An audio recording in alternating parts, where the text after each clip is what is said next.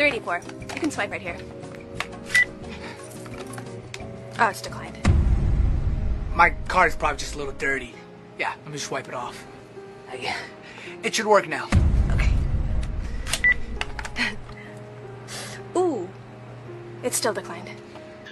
বর্তমানে আমরা যারা ক্রেডিট কার্ড ইউজ করছি ইউজ করার পর থেকে আসলে সবাই আমরা ক্যাশটা খুব কম ক্যারি করছি ক্রেডিট কার্ডের উপর ডিপেন্ড করে আমরা হয়তো শপিং এ চলে যাচ্ছি বা এটিএম থেকে ক্যাশ উইথড্র করার জন্য যাচ্ছি বা যে কোনো ইমার্জেন্সিতে আমরা যখন ট্রানজাকশন করে ট্রাই করছি অনেক সময় আমাদের ট্রানজাকশনটা ডিক্লাইন হয় তো অ্যাকচুয়ালি এটা নিয়ে আমরা আসলে খুব ওয়ারিড থাকি যে কেন ট্রানজাকশনটা ডিক্লাইন হয়েছে সেজন্য আমরা হয়তো কল সেন্টারে কল করি বা চেষ্টা করি অন্য কোনো ওয়েতে আমাদের এই রিজনটা জানার জন্য বাট অনেক ক্ষেত্রে হয়তো সেটা অনেক লেংথি হয়ে যায় বা আমরা অনেক সময় অনেক এমবারেজ সিচুয়েশন ফেস করতে হয় ট্রানজাকশন ডিক্লাইন হওয়ার জন্য সো আজকে আমরা টোটালি কথা বলবো যে ক্রেডিট কার্ডের ট্রানজাকশনটা আসলে কেন ডিক্লাইন হয় এবং কি কি রিজনগুলো কি কি সেই বিষয়গুলো নিয়ে আমরা কথা বলবো তো চলুন শুরু করি তার আগে অবশ্যই যারা আমার এই ক্রেডিট কার্ড ফ্যাক্ট ইউটিউব চ্যানেলে নতুন প্লিজ চ্যানেলটা সাবস্ক্রাইব করে রাখবেন এবং এই চ্যানেলে আমরা শুধুমাত্র ক্রেডিট কার্ড নিয়েই আমরা ভিডিও ক্রিয়েট করি এবং ব্যাংকিং টিপস তো অবশ্যই থাকবে সো চ্যানেলটা সাবস্ক্রাইব করে বেল আইকনটা প্রেস করে রাখবেন যেহেতু নতুন নতুন সব ভিডিওর আপডেট আপনি পেয়ে যাবেন তো চলুন শুরু করি ক্রেডিট কার্ডের প্রথমে হচ্ছে আপনি ট্রানজাকশন ডিক্লাইন করার আগে আপনাকে জানতে হবে ট্রানজাকশন টাইপ যে আমরা কার্ড দিয়ে কত প্রকার ট্রানজাকশন করতে পারি আমরা ক্রেডিট কার্ড দিয়ে টোটাল 4 প্রকার ট্রানজাকশন করা যায় প্রথম হচ্ছে এটিএম ট্রানজাকশন দেন হচ্ছে POS ট্রানজাকশন ই-কম ট্রানজাকশন এবং হচ্ছে চেক ট্রানজাকশন এর বাইরে আরেকটা ট্রানজাকশন আমরা ব্রাঞ্চ POS এ অনেক ক্ষেত্রে ট্রানজাকশন করে থাকি তো সেটা আমি POS এর আন্ডারে রাখছি এই চার টাইপে আমরা ট্রানজাকশন করি আবার ট্রানজাকশন আবার আমরা লোকেশন ওয়াইজ যদি করি আমরা লোকালি আমরা দেখা যাচ্ছে লোকালি ট্রানজাকশন করি আবার গ্লোবালি ট্রানজাকশন যে ফরেন ট্রানজাকশন যাকে বলা হয় সো ওভারঅল সবগুলো ট্রানজাকশনে কেন ডিক্লাইন হয় পুরো বিষয়টা আমি ক্লিয়ার করব এটিএম ট্রানজাকশন আমি প্রথমে এটিএম ট্রানজাকশন দিয়ে বলছি যেগুলো হচ্ছে কমন ইস্যু যেটা আমরা হয়তো কম বেশি সবাই জানি সেই ইস্যুগুলো আমি খুব বেশি ব্রিফ করব না যেগুলো হয়তো ব্যাক এন্ডের ইস্যু সেইগুলো আমি বেশি ব্রিফ করব বা যেগুলো হয়তো আপনারা জানেন না সেগুলো ব্রিফ করার চেষ্টা করব রং পিন সেটা সবাই জানেন যে ভুল পিন দিয়ে এটিএম দিয়ে ট্রাই করলে ট্রানজাকশন ডিক্লাইন হবে এবং কার্ড এক্সপায়ার্ড এই বিষয়টা আমরা হবে সবাই জানি যে আপনার কার্ডে যখন একটা ক্রেডিট কার্ড ইস্যু করা হয় বা এটা অবশ্য ডেবিট কার্ড ক্রেডিট কার্ড উভয়টাই কভার করে যায় ক্রেডিট কার্ডের ক্ষেত্রে দেখা যাচ্ছে একটা কার্ড যখন ইস্যু করা হয় সেটার এক্সপায়ারি 3 বছর বা 5 বছর পর্যন্ত থাকে ব্যাংক ওয়াইজ সেটা ভ্যারি করে সো আপনার কার্ড যদি এক্সপায়ার্ড হয়েছে এক্সপায়ার্ড কার্ড দিয়ে যদি আপনি এটিএম এ ট্রাই করেন তাহলে ট্রানজাকশনটা ডিক্লাইন হবে এটা একটা কমন ইস্যু যেমন হচ্ছে আপনি যে এটিএম এ ট্রাই করছেন হয়তো এটিএম এ অ্যাভেলেবল ক্যাশ নেই এগুলো খুবই কমন ইস্যু সবাই আমরা জানি এটা খুব important issue withdraw limit exceed অথবা নো অ্যাভেলেবল লিমিট আপনি যে ব্যাংকে ক্রেডিট কার্ড ইউজ করেন না কেন ক্রেডিট কার্ড নরমালি হচ্ছে ক্যাশ উইথড্র লিমিট দেওয়া থাকে আপনার কার্ড লিমিটের 50% পর্যন্ত 50% এখানে সবাই হয়তো অনেকটা ভুল করেন কার্ড লিমিটের 50% হ্যাঁ তো দেখা যাচ্ছে আপনি হয়তো টাকা উইথড্র করেছেন তার আগে সাপোজ আপনার কার্ডে লিমিট হচ্ছে 1 লাখ টাকা আপনি 50,000 টাকা তার আগে উইথড্র করেছেন বা আপনি তারপর আপনি 10,000 টাকা পেমেন্ট করেছেন হ্যাঁ তো এটা আসলে ক্রেডিট কার্ডের পেমেন্ট গুলা কিভাবে স্ল্যাব ওয়াইজ পেমেন্টটা কভার করে সেটা যেমন আপনি যখন কোনো পেমেন্ট করছেন প্রথমে আপনার হচ্ছে ফিজ এন্ড চার্জ কভার করবে তারপরে হচ্ছে আপনার ব্যাংকের যদি কোনো ইন্টারেস্ট থাকে টোটালটা কভার করার পরে আপনি এটিএম তারপরে POS তারপর রিটেল আসলে ক্রেডিট কার্ড রিলেটেড যখন এই ভিডিওগুলো বানাতে যাই আমি চেষ্টা করি লেন্থটা যেন কম হয় কিন্তু আনফরচুনেটলি কারণ হচ্ছে যেহেতু ইনফরমেশনাল ভিডিও হয় সো লেন্থ অনেক বেশি হয় আমি জানি আপনারা অনেক সময় দেখতে দেখতে বোরিং হয়ে যান কিন্তু যদি সময় নিয়ে এই ভিডিওগুলো দেখতে পারেন আমি হোপফুলি আমি এই মানে অনেক ইনফরমেশন আপনি জানতে পারবেন যেটা আপনি কোনো ব্যাংকের কল সেন্টার বা ব্রাঞ্চ থেকে আমি হলপ করে বলতে পারি এই ইনফরমেশনগুলো আপনাদের ক্লিয়ারলি হয়তো সব ব্যাংক থেকে আপনি নাও পেতে পারেন বাট এখানে আমি আপনাদেরকে চেষ্টা করছি পুরোটা কভার করতে বাট ভিডিওগুলো লেন্থটা হয়তো এই কারণে একটু বেশি হচ্ছে সো উইথড্র লিমিট যেটা নিয়ে কথা বলছিলাম উইথড্র লিমিটটা হচ্ছে আপনার অ্যাভেলেবল লিমিটের 50% আপনি হয়তো তার আগে 50,000 টাকা এটিএম থেকে তুলেছেন কিন্তু আপনি পুরো টাকাটা পরিশোধ করেন হয়তো আপনি 20,000 টাকা দিয়েছেন তো তারপরে আপনি যখন আবার 50,000 তোলা ট্রাই করছেন ট্রানজাকশনটা ডিক্লাইন হবে তার কারণ হচ্ছে আপনার অ্যাভেলেবল লিমিট আছে 30,000 পর্যন্ত আরেকটা হচ্ছে এটিএম থেকে সর্বোচ্চ আপনার 40টা নোট পর্যন্ত বের হবে আপনি যদি এটিএম যদি 500 টাকার নোট থাকে আপনি যদি 20,000 টাকা জন্য ট্রাই করেন সেই ক্ষেত্রে আপনার 40টা নোট 500 টাকা আসবে বাট ওই আপনি যদি তার বেশি ট্রাই করেন, যদি 40,000 টাকা এট এ টাইম ট্রাই করেন বা 30,000 টাকা ট্রাই করেন, এটিএম বুথে যদি 1,000 টাকা নোট অ্যাভেলেবল না থাকে তাহলে আপনার ট্রানজাকশন ডিক্লাইন করবে। সো এটা হচ্ছে আপনার উইথড্রল লিমিট এক্সিড। সেকেন্ড হচ্ছে পার ডে, আপনি ক্রেডিট কার্ড দিয়ে পার ডে আপনি কয়টা ট্রানজাকশন করতে পারবেন বা কতবার টাকা উইথড্র করতে পারেন সেটা একটা লিমিট দেওয়া আছে। আপনি যদি সেই লিমিটটা এক্সিড করেন তাহলে আপনার ট্রানজাকশনটা ডিক্লাইন করবে। আরেকটা হচ্ছে অনেক এটিএম বুথে হয়তো দেখা যাচ্ছে আপনার 500 টাকার নোট থাকে না, মানে আপনি তো হয়তো ফ্র্যাকশন কোনো অ্যামাউন্ট দিয়েছেন লাইক 5,500, 6,500 বা 500 বা 1,500, তখন হয়তো ট্রানজাকশন ডিক্লাইন করবে, কারণ এটিএম বুথে যদি 500 টাকার নোট অ্যাভেলেবল না থাকে তখন আপনার ট্রানজাকশন ডিক্লাইন করবে। সো যখন ডিক্লাইন করবেন চেষ্টা করবেন তারপরে রাউন্ড অ্যামাউন্টটা দিয়ে ট্রাই করার জন্য। আর একটা হচ্ছে অনেক সময় দেখা যাচ্ছে ব্যাংকের নেটওয়ার্ক প্রবলেমের জন্য এটা হতে পারে, বা আপনি যে ব্যাংকে আপনি হয়তো ভিসা কার্ড ইউজ করছেন বাট আপনি যে এটিএম ব্যবহার করছেন সেটা হয়তো ভিসা সাপোর্ট করছে না, সেটা মাস্টার বা আদার্স কিছু সাপোর্ট করছে, তখন ট্রানজাকশনটা ডিক্লাইন হতে পারে। এটা হচ্ছে নেটওয়ার্কের জন্য প্রবলেম হতে পারে, বা অনেক এটিএম বুথে আপনার দেখা যাচ্ছে আপনার নেটওয়ার্কই সমস্যা করে, অনেক সময় দেখা যাচ্ছে আপনার কার্ডে রিড করছে না। তারপর হচ্ছে ট্রানজাকশন ডিসপিউট, অনেক ক্ষেত্রে এটা হয় যে আমরা হয়তো টাকা 5,000 টাকার জন্য ট্রাই করেছি, টাকাটা কেটে নিয়েছে বাট আপনি টাকাটা পাননি, এই ধরনের অনেকগুলো প্রবলেম হতে পারে। সো এগুলো সবগুলো নেটওয়ার্কের জন্যই হয়, বাট এই ডিসপিউট এগুলো আবার অটোমেটিক আপনার অ্যাকাউন্টে রিভার্স হয়ে যায়, যদি না হয় সেক্ষেত্রে আপনাকে আবার কমপ্লেইন করতে হয়, সেটা প্রসেস অনুযায়ী হয়। আবার হচ্ছে অন্য কোনো ব্যাংকের যদি হয়তো সিস্টেম আপগ্রেড হচ্ছে, সিস্টেম আপগ্রেডের জন্য অনেক সময় দেখা যাচ্ছে তাদের এটিএম এর ট্রানজাকশন আপনার আপাতত বন্ধ থাকে এই ধরনের। সো অবশ্যই যে কোনো এটিএম ট্রানজাকশন করতে যাওয়ার আগে অবশ্যই বিষয়গুলো মাথায় রাখবেন যে এই যে কারণে আপনার ট্রানজাকশনগুলো ডিক্লাইন হতে পারে। সো আপনি কার্ডটা নিয়ে যাচ্ছেন, আপনার কার্ডে সব কিছু ঠিক আছে কিনা কনফার্ম হয়ে দেন আপনি ট্রানজাকশন করতে যাবেন, হোপফুলি আপনার ট্রানজাকশন সাকসেস হবে। ওকে, এটা হচ্ছে লোকাল ট্রানজাকশনের ক্ষেত্রে। এবার যে আমরা যদি ইন্টারন্যাশনাল ট্রানজাকশনের কথা বলি, ইন্টারন্যাশনাল ট্রানজাকশনে যেটা সবচেয়ে কমন ইস্যু হয়, আপনি যদি দেশের বাইরে ফরেন ট্রানজাকশন করতে যান সেক্ষেত্রে আপনার এন্ডোর্সমেন্ট যদি অ্যাভেলেবল থাকে তাহলে অবশ্যই আপনি ট্রানজাকশন করতে পারেন। আবার আপনি অনেক ব্যাংকের ইস্যু আছে যে আপনাকে অ্যামাউন্টটা কনভার্ট করে নিতে হয়। হ্যাঁ, আপনি দেখা যাচ্ছে ভিডিটি তে আপনার আছে, আপনি সেটা ইউএসডি তে কনভার্ট করে নিতে হয়, যদি আপনি কনভার্ট করে না নেন তখন হয়তো ট্রানজাকশন ডিক্লাইন করবে। আর হচ্ছে রেস্ট্রিকশন, অনেক হয়তো এটিএম আপনি হয়তো ট্রাভেল কার্ড বা আদার্স অনেক কার্ড এবং অনেক ব্যাংকে হয়তো ফরেন এটিএম ট্রানজাকশন সাপোর্ট নাও করতে পারে, সো ব্যাংকের রেস্ট্রিকশনও থাকতে পারে, সেটা অবশ্যই এই বিষয়টা নিয়ে কনফার্ম হয়ে যাবেন।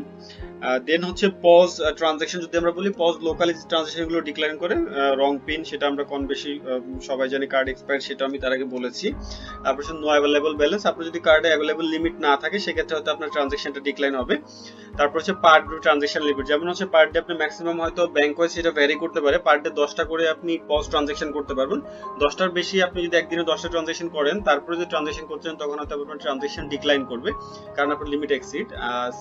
দেন হচ্ছে ট্রানজাকশন অ্যামাউন্ট লিমিট এক্সিড, এটা হচ্ছে ফ্রড ট্রানজাকশন প্রিভেন্ট করার জন্য অনেক ব্যাংক হয়তো এটা করেছে, আপনি একেবারে ম্যাক্সিমাম হয়তো 50,000 বা 1 লাখ পর্যন্ত ট্রানজাকশন করতে পারবেন একবারে একটা অ্যামাউন্ট, বাট এটার বেশি হলে অনেক সময় ডিক্লাইন করে, অনেক ব্যাংক আবার সেটা কমিয়ে 50,000 করে দিয়েছে।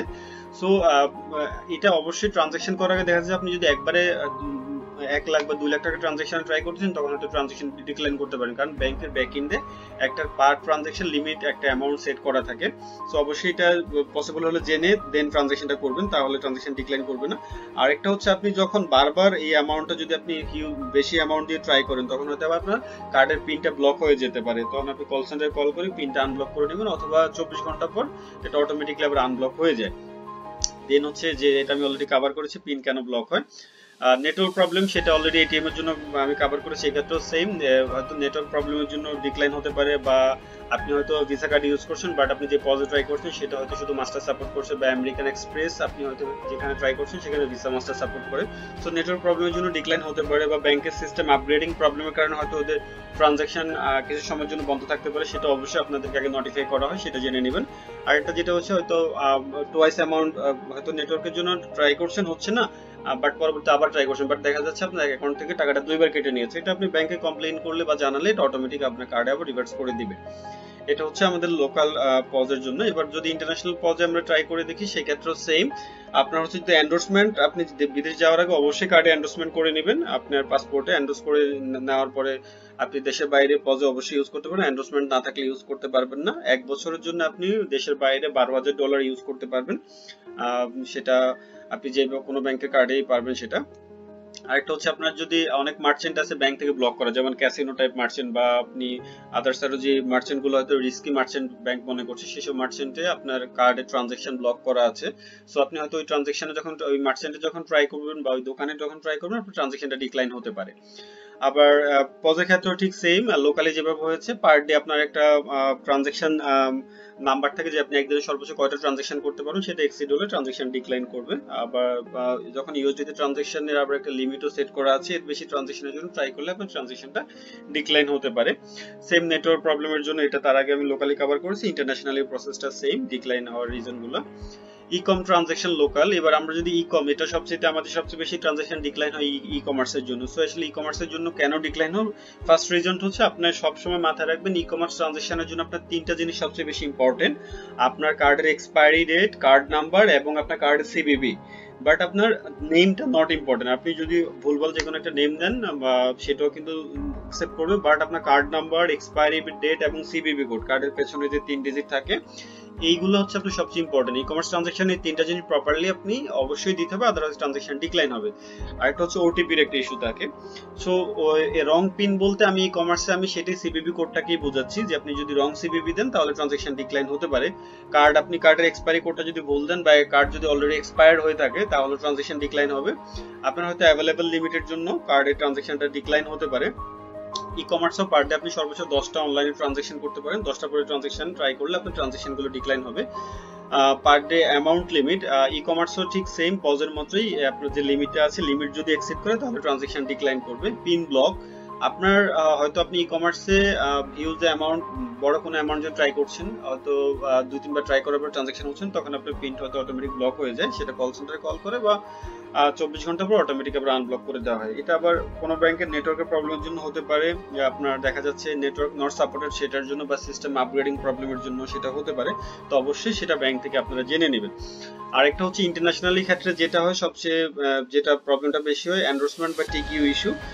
যদি আপনাকে অবশ্যই ই-কমার্সে ট্রানজাকশন করার আগে আপনাকে পাসপোর্ট এন্ডোর্স করে নিতে হবে। সেকেন্ড হচ্ছে ম্যাক্সিমাম ব্যাংকে হয়তো ফরেন ই-কমার্স গেটওয়েটা বন্ধ থাকে, আপনাকে কল সেন্টারে কল করে ফরেন ই-কমার্স গেটওয়েটা অন করে নিতে হবে, দেন আপনি ট্রানজাকশন করতে পারবেন। আর ম্যাক্সিমাম যে ব্যাংকে হচ্ছে যদি ওটিপি না থাকে, মানে আপনি যখন ট্রানজাকশন করছেন যে ওয়ান টাইম পাসওয়ার্ড, যে ব্যাংকের ওয়ান টাইম পাসওয়ার্ড ইস্যু না করে ম্যাক্সিমাম ব্যাংকে গেটওয়েটা বন্ধ করে রাখে সিকিউরিটি রিজনে। রিস্ক প্রোফাইল নট অ্যাক্টিভ, যদি আপনি $3,300 উপরে কোনো ট্রানজাকশন করতে চান তাহলে অবশ্যই আপনাকে রিস্ক প্রোফাইলটা অ্যাক্টিভ করে নিতে হবে। রিস্ক প্রোফাইলটা হচ্ছে যেমন 3টা রিজনে শুধুমাত্র $300 উপরে আপনি ট্রানজাকশন এট এ টাইম করতে পারবেন, সেটা হচ্ছে আপনার ভিসা পারপাস, হোটেল বুকিং এবং এডুকেশন, এই 3টা পারপাসে আপনি $300 বেশি ট্রানজাকশন করতে পারবেন। তবে $300 বেশি ট্রানজাকশন করতে হলে অবশ্যই কল সেন্টারে কল করে আপনাকে এই ই-কমার্সের যে আপনি $300 বেশি ট্রানজাকশন করতে চাই, এই কারণে আপনার ই-কমার্স পার্টটা যেন অ্যাক্টিভ করে অ্যাক্টিভ থাকে। সো এটা আপনাকে জানতে হবে। পার ডে ট্রানজাকশন লিমিট ঠিক সেম ভাবে 10টার বেশি হলে আপনার ট্রানজাকশন ডিক্লাইন করবে, অ্যামাউন্টও সেম, তার আগে বিষয়টা কভার করেছি। ব্লক মার্চেন্ট, হ্যাঁ ই-কমার্সে যেমন হচ্ছে আমি যদি বলি যেমন হচ্ছে ফরেক্স ট্রেডিং, আপনার ফরেক্স ট্রেডিং এর যে সাইটগুলো আছে এগুলোতে আপনার ট্রানজাকশন করতে পারবেন না আপনি। তারপর হচ্ছে এখন রিসেন্টলি স্ক্রেল, তারপর হচ্ছে পিৎজা, মানে এই ধরনের অনেকগুলো মার্চেন্ট, ক্যাসিনো মার্চেন্ট, অনেক মার্চেন্ট হচ্ছে প্রত্যেকটা ব্যাংকিং থেকে ফ্রড হিসেবে মানি লন্ডারিং ইস্যুতে বাংলাদেশ ব্যাংকের ইনস্ট্রাকশনে এই মার্চেন্টগুলোকে, সবগুলো মার্চেন্টকে প্রত্যেকটা ব্যাংক ওয়াইজ ব্লক করা আছে। আপনি এইসব মার্চেন্টে ট্রাই করলে ট্রানজাকশন আপনার ডিক্লাইন হবে।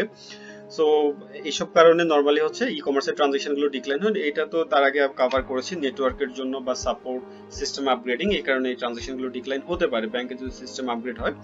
দেন হচ্ছে কার্ড চেক ট্রানজাকশন কেন ডিক্লাইন হয়, এটা কিছু কমন ইস্যু আছে, আমি কমন ইস্যুগুলো আগে কভার করছি। যেমন হচ্ছে আপনি যখন কার্ড চেক দিচ্ছেন, হয়তো অনেক ব্যাংক কার্ড চেকের 90% পর্যন্ত বা 95%, অনেক ব্যাংক 100% পর্যন্ত কভার করে আপনাকে, বাট আপনি অলওয়েজ চেষ্টা করবেন কখনো 100% না দিতে, কারণ তাহলে আপনার এক্সেস লিমিট চার্জ হবে কার্ডে। অলওয়েজ 90 to 95% এর মধ্যে কার্ড চেক ইস্যু করবেন এই অ্যামাউন্টের। বাট সাইনটা অবশ্যই ঠিক দেখবেন, সাইনটা ঠিক আছে কিনা, আপনার ডেটটা অবশ্যই ঠিক থাকতে হবে এবং পেজ মানে ক্লিন পেজ, আপনার চেকে কোনো কাটা ছেঁড়া বা ছেঁড়া এই ধরনের কোনো সেজন্য না থাকে। আর যে অ্যাকাউন্ট নাম্বারে আপনি টাকাটা ট্রান্সফার করবেন, অ্যাকাউন্ট যদি কোনো কারণে ক্লোজ বা আপনি ভুল অ্যাকাউন্ট বা অ্যাকাউন্ট নেমটা ভুল দেন, তাহলে আপনার কার্ড চেক ট্রানজাকশনটা ডিক্লাইন হতে পারে। এগুলো সব কমন ইস্যু আমরা জানি। আর একটা হচ্ছে লিমিট এক্সিড, যেটা বলেছি আপনার অ্যাভেলেবল লিমিটে যেটা আছে সেটা হয়তো 90% বা 95% বা 100% পর্যন্ত নিতে পারবেন, এটা আপনার উপর ডিপেন্ড করছে। সো এটাই হচ্ছে আপনার কার্ড চেকের এই পর্যন্তই। তো ভিডিওটা কেমন লাগলো অবশ্যই সেটা জানাবেন। যদি ভিডিওটা পছন্দ হয় অবশ্যই সেটা লাইক করবেন, শেয়ার করবেন এবং আপনার মূল্যবান মতামত অবশ্যই কমেন্ট সেকশনে জানাবেন। আর যদি কেউ নতুন ক্রেডিট কার্ড নিতে চান, আমাদের ডেসক্রিপশনে নতুন ক্রেডিট কার্ড অ্যাপ্লাইয়ের জন্য লিংক থাকবে, আপনি চাইলে এখান থেকে নতুন ক্রেডিট কার্ডের জন্য অ্যাপ্লাই করতে পারবেন। তো আজ এই পর্যন্তই।